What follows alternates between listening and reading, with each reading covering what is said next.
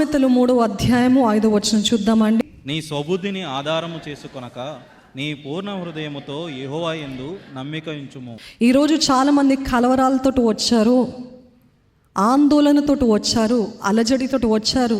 ఆరాధిస్తున్నారేమో, చేతులెత్తి దేవుని సేవిస్తున్నారేమో, లేకపోతే నోరు వెప్పి ప్రార్థిస్తున్నారేమో, కానీ మనసులో ఒక వెనకాల ఎక్కడో మనసులో వెనకాల మీకు అనిపిస్తుంది, ఇది ఎలా చేయాలి, ఇది ఎలా సాధ్యము, ఇది ఎలా అవుతుంది అని ఈ ఆందోళనతో ఉన్నారేమో, ఈ అలజడితో ఉన్నారు. The mind keeps on worrying. మైండ్కి రెస్ట్ ఉండదండి కదా. మనము పడుకున్న మైండ్ పనిచేస్తూనే ఉంటుంది. ఎలాగా? కళల ద్వారా, దర్శనాల ద్వారా. మన దేహము విశ్రాంతి పొందుకుంటుందేమో, కానీ mind is constantly working over time. పొద్దున్న లేసిన ఇదెలా ఈ ఒత్తిడి, ఈ ఆలోచనలు.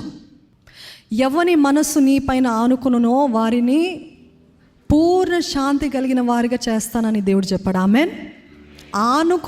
ఆనుకోవాలంట. లీన్ అంటే ఏంటండి? ఆనుకోవడం తెలుసా? ఇది మీ పక్కన వారి పైన ఒకసారి ఆనుకుంటారా? ఎట్లాగ స్త్రీలు పురుషులుగా కూర్చున్నారు కాబట్టి ఎలాగా? ఆయన పైన ఆనుకోవాలంట. ఆయన పైన ఆనుకునినప్పుడు వారికి ఏంటంట? పూర్ణ శాంతి. ఆమెన్. హిబ్రూ భాషలో ఇదే మాట ఎలాగుంటుందంటే, వాళ్ళు పలకరించుకున్నప్పుడు షలోమ్ షలోమ్ అని ప్రకటిస్తారు. షలోమ్ షలోమ్ అంటే double peace, double joy, double well being నీకు కలుగునుగాక అని ప్రకటిస్తారంట. ఆమెన్. వారు ప్రకటిస్తున్నారు, వారికి కూడా వారు ఇతరులు ప్రకటిస్తున్నారు. ఈరోజు మీ జీవితం పైన, మీ మనసు పైన, మీ కుటుంబము పైన, మీ భవిష్యత్ పైన షలోమ్ షలోమ్ అని ప్రకటించుకుంటారా? ఎంతమంది ప్రకటిస్తారో వారికే అవునుగాక. అవకాశాలు 10 సార్లు రావండి, ఒకటేసారి వస్తుంది కదా.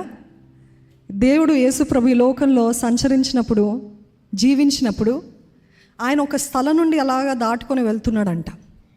చాలామంది మరలా చూడొచ్చులే, తర్వాత చూడొచ్చులే, ఇప్పుడేం పోయింది, నా సుఖము నా క్షేమము అనుకుని చూసుకున్నారు. కానీ ఇంకొంతమంది they were desperate. God is looking for desperate people. Are you desperate? అతి ఆసక్తి కలిగిన వారి కోసం దేవుడు ఎదురు చూస్తున్నాడంట. ఎవరికి కావాలంటే నాకు అని చేతులు ఎత్తుతారు చూడండి. ఎవరికి కావాలన్న వారు దట్ అలర్ట్నెస్, ఆ మెలకువ, ఆ ఆసక్తి, ఎవరైతే ఆసక్తితో ఉంటారో వారిపైన దృష్టి ఉంచుతాడంట దేవుడు.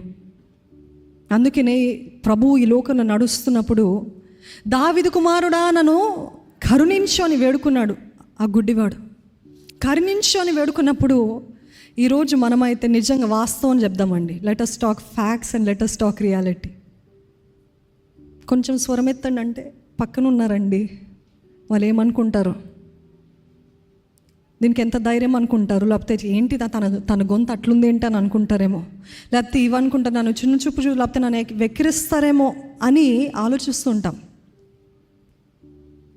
Can you trust God beyond your feelings, your reputation? మీ గుర్తింపు, మీ పేరు మా పక్కనున్నలో కాదు. నా దేవుడు నాకు ముఖ్యం. నా దేవుడిని నేను అతి ఆసక్తితో సేవిస్తాను. చుట్టూన వాళ్ళు అందరూ అన్నారంట, గమ్మునుండు, నోరు మూసుకో. ఈరోజు చూడండి, అడుగు తినే వాళ్ళని, గుడ్డి వారిని, లేకపోతే ఫిజికలీ ఛాలెంజ్ పీపుల్ని చూసినప్పుడు ఒకలాంటి చనువు మనకు వచ్చేస్తుంది కదా, ఒకలాంటి తక్కువగా మనం చూస్తాం వారిని. కానీ దేవుడు అట్లాంటి వాడు కాదు. ఆమెన్. ఆయన రూపంలో మనల్ని చేసుకున్నాడండి. మనుషులు ఏం చూస్తారంట?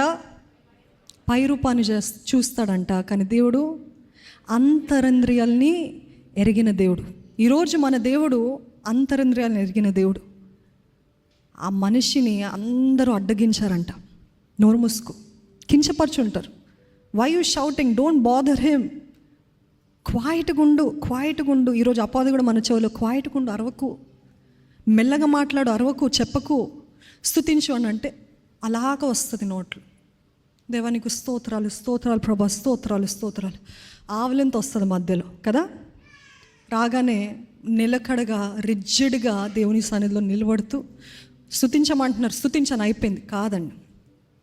అపవాది మీ నోటిని మూయిస్తున్నాడేమో, కానీ ఆ దావీదు కుమారుడా అని పిలిచిన గుడ్డి భర్తమయ్య ఏం చేస్తాడు తెలుసు? ఎవరైతే ఆపు అని అంటున్నారో ఇంకా బిగ్గరగా స్తుతించాడంట, ఇంకా బిగ్గరగా దావీదు కుమారుడా కరుణించు అని వేడుకున్నాడంట. ఈరోజు మీ మనసు చెప్తుందేమో ఆపు అని, మీ చుట్టూన వారు అంటున్నారేమో ఆపు అని, కానీ నేను ఇంకా స్తుతిస్తాను అన్నవారు ఉన్నట్లయితే బిగ్గరగా హల్లెలూయా చెప్తారా? ఇంకా బిగ్గరగా హల్లెలూయా అని చెప్తారా అండి? ద డెవిల్ విల్ ఆల్వేస్, అందుకనే వాక్యలో చక్కటి మాట రాయబడి ఉంటుంది ఏంటంటే, బాలుల నుండి స్తుతులు పొందుకుంటాడంట. అర్థమవుతుందా అండి? మనము స్తుతించినప్పుడే అపవాది నోరి మూయిస్తాడు. మనము స్తుతించకుండా, మనది మనము చేయకుండా దేవుడు చేయాలంటే అవ్వదు. నేను నిలకడగా ఉంటాను, నేను ఊరికనే ఉంటా, దేవుడు చేయాలని కాదు. ఎరుకో గోడల చుట్టూ కూడా ఒకరోజు మౌనంగా ఉండమన్నాడు.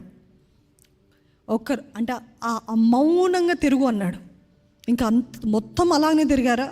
దాని తర్వాత ఏమన్నాడండి? బూరలు ఊదండి, స్వరములు ఎత్తండి, గట్టిగా కేకలు వేయండి అన్నాడు. అన్నప్పుడు ఏమైంది? అప్పుడు కూల్చివేయబడ్డది.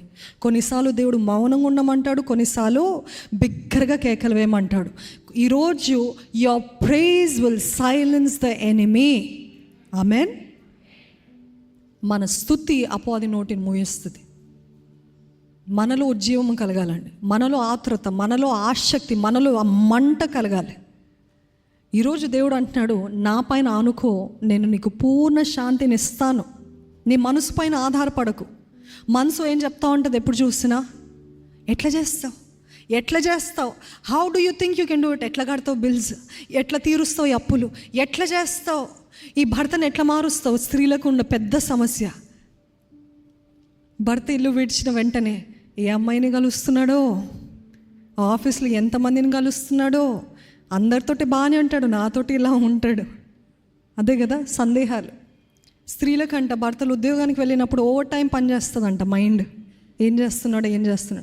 కొంతమంది స్త్రీలు ఉన్నారులేండి, అస్సలు పట్టించుకోరు. ఆ హస్బెండ్ అలా గడప దాటగానే అమ్మయ్య అనుకొని ఫోన్ పట్టుకొని కూర్చుంటారు, పడకలకి ఎక్కుతారు. కరెక్ట్ మరలా భర్త వచ్చే టైంకి అప్పుడు లేచి కష్టపడుతున్నట్టు యాక్ట్ చేస్తారు. అవునా? మీరు కాదులేండి, కొంతమంది. అయితే ఈరోజు మన మైండ్కి రెస్ట్ ఇవ్వట్లేదండి. రెస్ట్ ఎలాగిస్తాము, ఎప్పుడు ఇస్తామంటే, నేను నా మనసు పైన నేను ఆధారపడటం కాదు, నా స్వబుద్ధి పైన నేను ఆధారపడటం కాదు, కానీ ఎవరైతే దేవుని పైన పూర్ణ మనస్సుతో పూర్ణ హృదయముతో ఆనుకుంటారో వారికే నెమ్మది, వారికే షలోమ్. ఆమెన్. పీస్ అంటూ you, my peace I give you. లోకమిచ్చు విశ్రాంతి కాదు, లోకమిచ్చు నెమ్మది కాదు, జ్ఞానానికి మించిన సమాధానాన్ని మీకు ఇస్తానని అంటున్నాడు. కలవరాలతో, బాధలతో, వేదనలతో వస్తున్నారేమో, కానీ దేవుడు అంటున్నాడు, ఎప్పుడు నువ్వు ఆలోచించే అంతవరకు నీకు నెమ్మది ఉండదు. నా పైన ఆనుకో, నన్ను నమ్ము, నేను నీకు విశ్రాంతిని ఇస్తాను అంటున్నాడు.